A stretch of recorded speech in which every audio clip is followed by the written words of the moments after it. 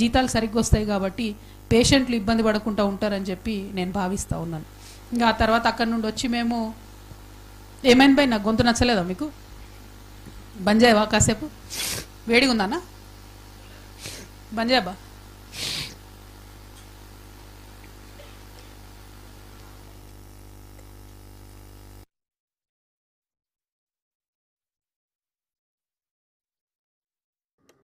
వింతలన్నీ మీ వనపర్తిలో చూసిన నేనైతే. ఒక దగ్గరనేమో ఎలకలు వైర్లు కొడతాయి, ఇంకో దగ్గరనేమో ఎండ బాగుందని చెప్పి కూడా ఉండాలిపోయిందట. నేను ఏం చేయాలి? నేను ప్రపంచంలో ఎక్కడ చూడాలి ఇటువంటి పెబ్బేరు మార్కెట్లో ఆడ రైతులందరూ పాపం వడ్లెండ పోసుకొని ఉంటే వాళ్ళని పలకరిద్దామని పోయినాం. పోతే ఆడ గోడౌన్ కాలిపోయింది. ఇదేంటి అంటే 5,000 మెట్రిక్ టన్నులు స్టోర్ చేసే గోడౌన్ కాలిపోయింది. అది ఓన్లీ ఎండలు ఎక్కువైనాయని కాలిపోయినాడు. మరి సేమ్ అట్లాంటిదే పక్కకి ఇంకో గోడౌన్ ఉంది, అదైతే కాలిపోలేదు. సో మరి ఇది ఎందుకు కాలింది ఏంది అన్నది మాత్రం ఎంక్వైరీ జరగాల్సినటువంటి అవసరం ఉన్నది. నేనైతే చూడంగానే డైరెక్ట్గా ఏదో దాల్ మే కుచ్ కాలా హై అని మాత్రం అనిపించింది. क्या बोलते हैं, क्या काला है कौन ढूंढना, तो वो हालत है वनपर्ती में. अब मेगा रेड्डी साहब के ज़माने में जल गया ये बोल के उन्हों बोल रहे, नहीं उनके ज़माने में जल गया बोल के इन्हों बोल रहे. सच क्या है मुझे पता नहीं है. వనపర్తి ప్రజలకు తెలుసు. నా రిక్వెస్ట్ ఏంటంటే గోడౌన్ ఎందుకు గాలింది, తద్వారా లాభపడి ఇన్సూరెన్స్ తెచ్చుకున్నది ఎవరు, ఆ విషయం మీద డెఫినెట్గా ఎంక్వైరీ జరగాల్సిందని నేను కోరుతా ఉన్నాను. అదేవిధంగా వడ్లు మొత్తం వనపర్తి జిల్లా అంతా కలిపి 2 లక్షల ఎకరాలలో ఈసారి వరి సాగు చేస్తే 4.5 లక్షల టన్నుల ధాన్యం వస్తుందని చెప్పి ప్రభుత్వం ఒక ఎస్టిమేట్ చేసి 3.5 లక్షల టన్నుల ధాన్యం మేము కొంటామని చెప్పింది. అంటే 3.5 లక్షల టన్నుల ధాన్యం కొనాలంటే మినిమం 1000 నుంచి 1200 కొనుగోలు కేంద్రాలు కావాలి. కానీ ప్రభుత్వం ఇప్పటివరకు తెరిచిందని 330 కొనుగోలు కేంద్రాలు మాత్రమే తెలిసి 35,000 క్వింటాలు మాత్రం కొన్నారు. అంటే మీ టార్గెట్లో ఓన్లీ 10% కొన్నారు. మీరు ఎందుకు ఇట్లా చేస్తున్నారు అని అంటే బోనస్ ఇవ్వాల్సి వస్తుంది కాబట్టి కొంటమన్న దాంట్లో 10%, 20% కొనడము, మిగతా వాళ్ళు రైతులు అలసిపోయి మధ్యలో దళారులకు అమ్ముకొని వెళ్ళిపోవడం. ఎంత దారుణం అంటే 17% తేమ వరకు అలౌ చేస్తామని చెప్పేమో మినిస్టర్లు చెప్తారు, సీఎం చెప్తాడు. ఇక్కడనేమో వాళ్ళు కాంటాలు పెడతలేరు. కనీసం అంత పెద్ద మార్కెట్లో కాంటాలు పెట్టలేదు. చాలా అన్యాయంగా ఉంది. 20-25 రోజుల నుంచి పంటను మీద పెట్టుకొని పడగాపులు కాస్తున్న రైతులు ఉన్నారు. దయచేసి ప్రభుత్వం సీరియస్గా స్పందించాలి, వెంటనే కొనుగోలు ప్రారంభించాలని చెప్పి నేను ప్రభుత్వాన్ని డిమాండ్ చేస్తున్నా.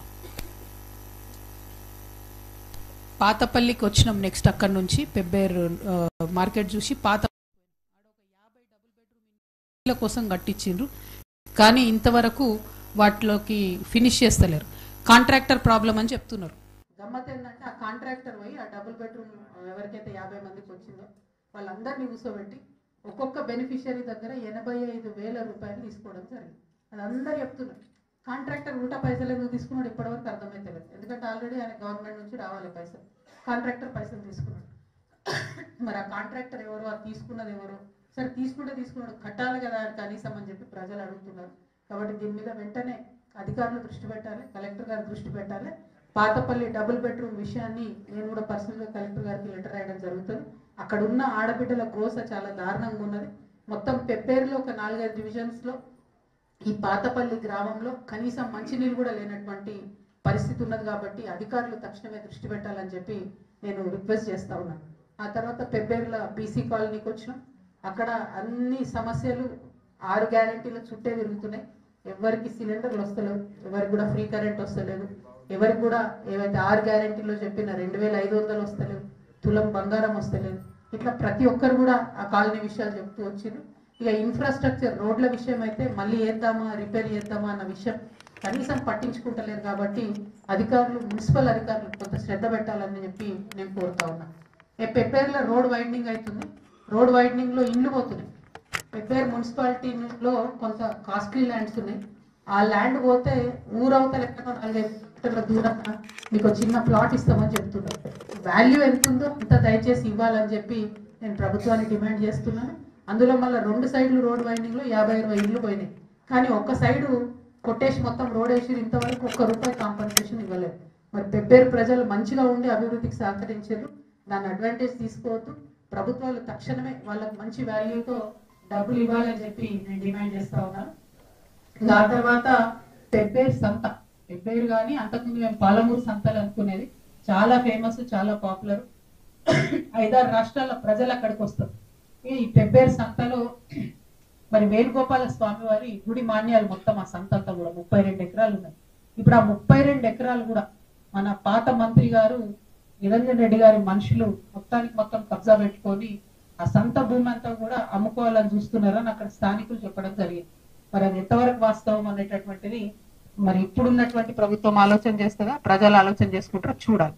ఇంతకు ముందు కూడా ఆ గుడి మాన్యం మీద వచ్చే సంతలో వచ్చే 2 నుంచి 3 కోట్ల రూపాయలు వస్తుందట ఎవ్రీ ఇయర్. ఆ 2-3 కోట్ల రూపాయలు కూడా స్వామివారికి ఏం పోదు, వేణుగోపాల స్వామి వారికి ఏం పోదు, అది టౌన్ మున్సిపాలిటీ వాడుకుంటది. కానీ ఇప్పుడు పరిస్థితి ఏంటంటే మొత్తం 32 ఎకర్స్ ప్రైవేట్ ల్యాండ్ అని చెప్తున్నారు. చెప్తే మొత్తం పెబ్బేరులో ఉండే ఆర్థిక వ్యవస్థ అంతా దెబ్బతింటది. ఆ సంత మీద ఆధారపడి అనేక మంది ఉంటారు, చిన్న చిన్న వ్యాపారాలు చేసుకునే వాళ్ళు ఉంటారు. కాబట్టి మొత్తం పెబ్బేరు ఎకనామీ అంతా కూడా డిస్టర్బ్ అవుతుంది. కాబట్టి ఆ 32 ఏకర్స్ కి సంబంధించి కనీసం దేవుడి గుళ్ళన్నా సిగ్గుపడి వదిలేయాలని చెప్పి నేను దాని వెనుక ఉన్నటువంటి పెద్ద మనుషులందరినీ కూడా హెచ్చరిస్తా ఉన్నాను. ఎందుకంటే ప్రజలైతే ఊరుకునే పరిస్థితి లేరు. అఖిలపక్షం పెట్టుకొని పోరాటాలు చేసిండ్రు, దాన్ని ఆపిండ్రు, సైట్ మీదకి పోతే అక్కడ గొడవ చేసి కూడా ఆపడం జరిగింది. కాబట్టి ఇది డెఫినెట్ గా ప్రజల నుంచి వస్తున్న విషయాన్ని హెచ్చరికగా భావించి ఆ కబ్జా కోర్లను సపోర్ట్ చేయడం పెద్ద పెద్ద నాయకులు బంద్ చేసుకోవాలని కూడా ఈ సందర్భంగా నేను డిమాండ్ చేస్తా ఉన్నాను. అట్లనే డంపింగ్ యార్డ్ పెబ్బేరులో తీసుకుపోయి మోడల్ స్కూల్ పక్కన పెట్టారు. పక్కనే స్కూల్, పిల్లలకు ఇబ్బందిగా ఉంది, దాన్ని దయచేసి తొలగించాలని కోరుతున్నాం. పెండింగ్ బ్రిడ్జెస్ ఉన్నాయి. ఇంట్రెస్టింగ్ ఉంది యాక్చువల్లీ. పెబ్బేరు నుంచి రంగస్వామి